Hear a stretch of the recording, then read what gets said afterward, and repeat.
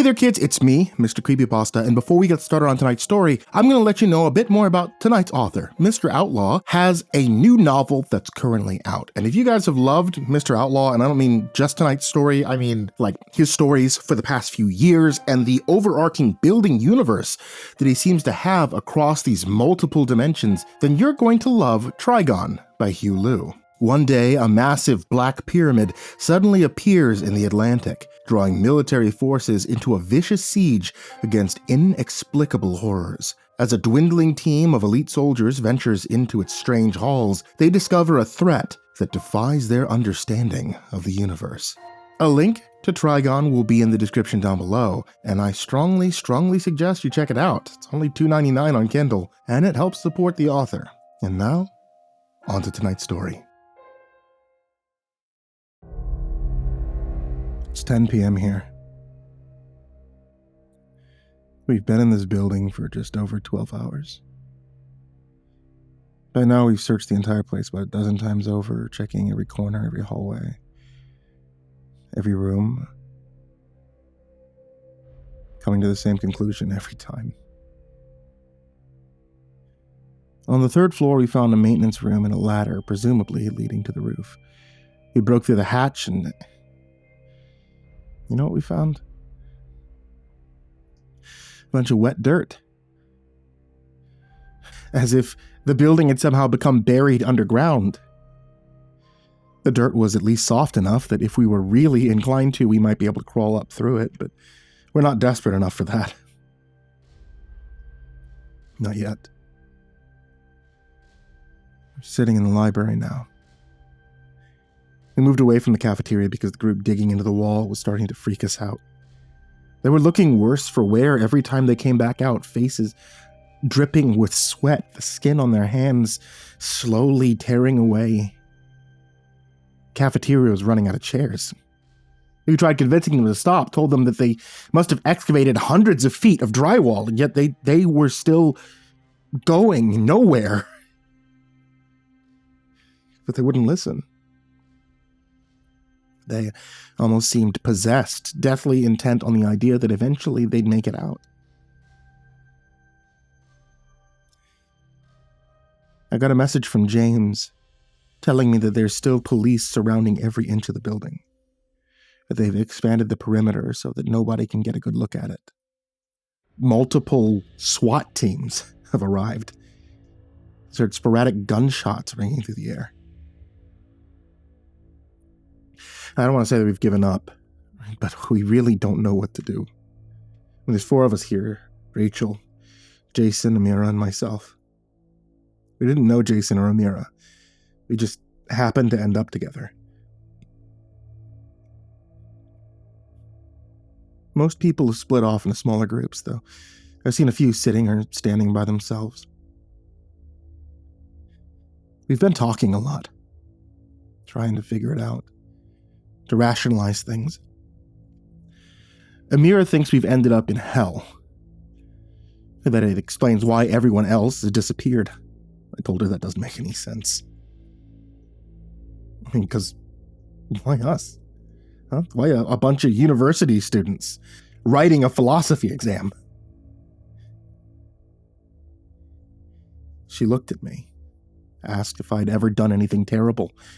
I told her sure, but so is almost everybody else. So why were we singled out? She didn't respond to that. She then changed the topic, asked us what we'd seen on the second page of our exams. I thought about that strange-looking machine, about how it seemed so familiar, but I still couldn't place it. I guess it was some memory that had been buried too deep. Amira told us that the only thing on her paper had been a sketch of a man's face. Middle-aged, disheveled hair, scars all across. She said she'd seen that man before, a long time ago. She'd been on a family vacation on a beach somewhere. It was nighttime. She'd snuck out of the hotel with a cousin. They were sitting on the sand in the dark, staring out at the ocean when they saw a figure ahead, sitting waist deep in the water. Each wave that rolled onto the beach was heavy enough to completely submerge the guy, but this didn't seem to bother him. He just sat there. This entire time they thought that he was facing towards the ocean, but then the clouds cleared and the moonlight revealed that he was actually looking straight at them, staring with eyes so wide he had to be forcing them open. She said that he stood up, and seconds later he was running towards them. Of course, they immediately began sprinting away, but by the time Amira got back to the hotel, her friend was no longer there. She told her parents and police were involved, and neither of them were ever found. Jason said that his paper contained only a phone number, 123-456-7890. The same number he'd gotten a call from the day that his former roommate had committed suicide. He was in his old apartment working on an assignment when he saw the number pop up on his screen. Bored and curious, he picked it up. He said that the voice on the other end was robotic, genderless. It sounded automated. And the only thing it said was that his roommate, Kyle, was about to die. He thought it was some fucked up prank until he heard a banging noise coming from Kyle's room. He rushed over there and swung open the door, and Kyle was standing on a chair in the middle of the room with a noose around his neck. There was a little girl sitting on the windowsill behind him, wearing a large hat that covered her eyes and nose. Kyle grinned at him before suddenly kicking the chair away. Jason tried to save him, but he wasn't able to. After Kyle went unconscious, the little girl started to laugh at him and then jumped out of the window. They were on the 17th floor, and then he remembered that Kyle never had a window in his room. The police were never able to trace the call. It came back as a dead number. This entire time, Rachel hadn't said anything at all. The blood had drained from her skin, and she was staring down at the floor. We assured her that she didn't have to talk about it if she wasn't comfortable talking about it. She took a deep breath and said that her exam had a Polaroid photo taped to it. A photo of herself in her childhood bedroom, taken from inside the closet. She said that she had a boyfriend in high school named Chris. One night, they were both sitting in her room, and for whatever reason, they began to argue. It turned ugly, and then Chris ran into her closet and shut the door. She thought that he was being immature and told him to come out, but he said nothing and just stayed in there. She then walked over and opened the door. But he wasn't there. And her closet was tiny. There was nowhere he could have been hiding. But then she heard a noise coming from above, coming from the ceiling. Something like somebody laughing, but not Chris's voice, like an elderly woman's. She closed the door and told her dad what had happened. He called the police and they searched the entire house, but they could neither find Chris nor the woman. Chris was never seen again. Then they all looked at me. I told them that I'd seen the diagram of some sort of machine, but that I genuinely couldn't remember what it was supposed to be. I'm not sure if they believed me, but none of them pressed me about it. Of course, it freaked me the fuck out, because if those things had happened to them, then what the fuck happened to me? What was my brain trying to erase? Amira suggested that we go back into the exam room so I could take a look at it, jog my memory. I told her absolutely the hell not, that I had no interest in finding out, but then Rachel said that she was pretty sure she'd left her phone charger in that room, so she was going to go over there anyway. We agreed to accompany her.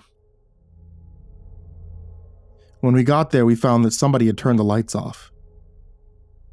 Problem was, we didn't know exactly where the lights were.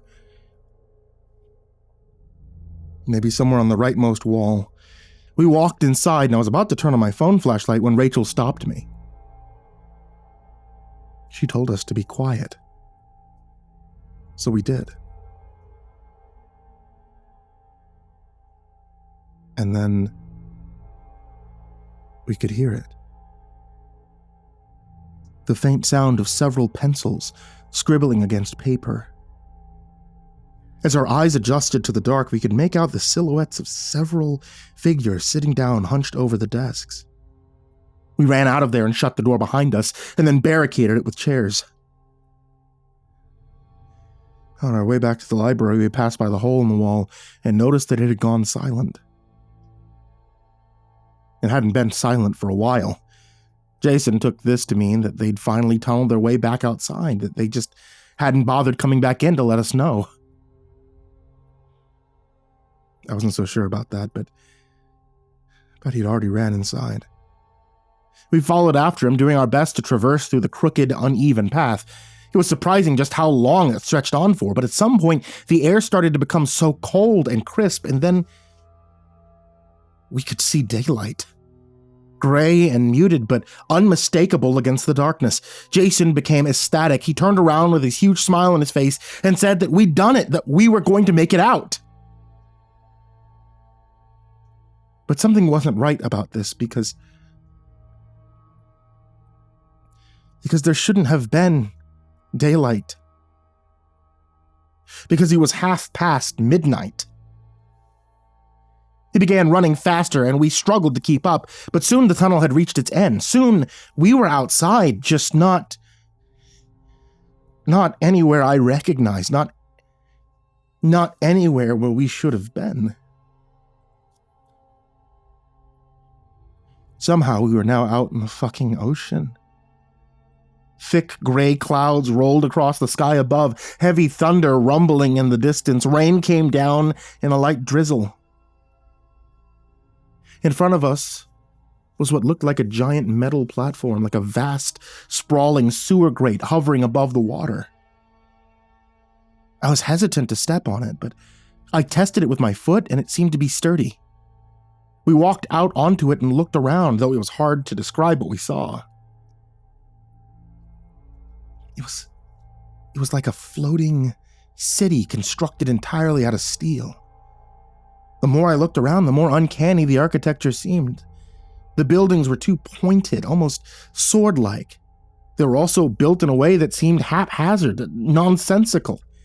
There were vast stretches of empty space, but also areas where several buildings converged into one, forming a grotesque-looking metallic behemoth of a structure.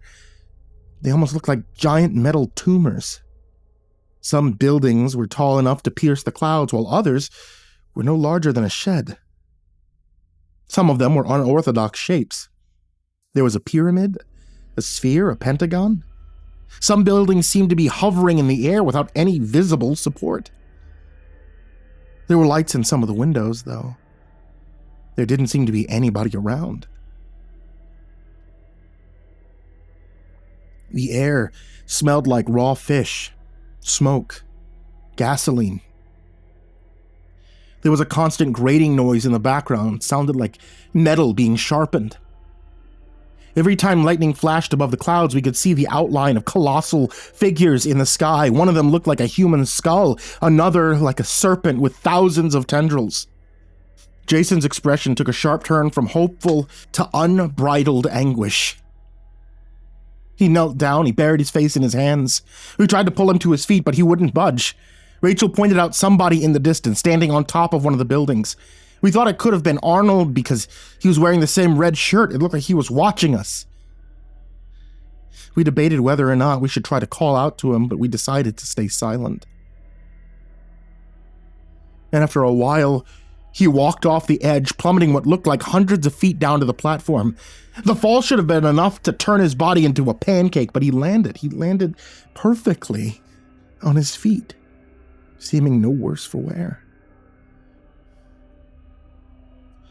But then, he got down on all fours and began crawling towards us. He was a shocking enough visual that it kind of paralyzed us for a moment before we were able to regain our bearings. We turned, we bolted back towards the tunnel, But we couldn't find Jason. We looked around until we saw him sitting on the rails at the edge of the platform. We called out to him, but he paid us no attention. And then he jumped. Before he could even hit the water, a gigantic pale hand shot up from the ocean, grabbed him, dragged him down. I looked at my feet through the openings in the platform. Hovering just below the surface of the water was what looked like a human face. Probably about a dozen feet wide. The best I can describe the expression on his face is that of enthusiastic malice. As if it just couldn't wait to hurt us. I looked back at Arnold, and now he was close enough for us to see that his head had been twisted all the way around. We ran back into the tunnel, crashing through the drywall until we made it back inside the building. We began barricading it with tables, chairs, whatever we could find, but nothing followed us back. We sat on the floor and we caught our breaths. We're still sitting here. There's been little discussion about what we just saw. Seems like we're all at a loss for words.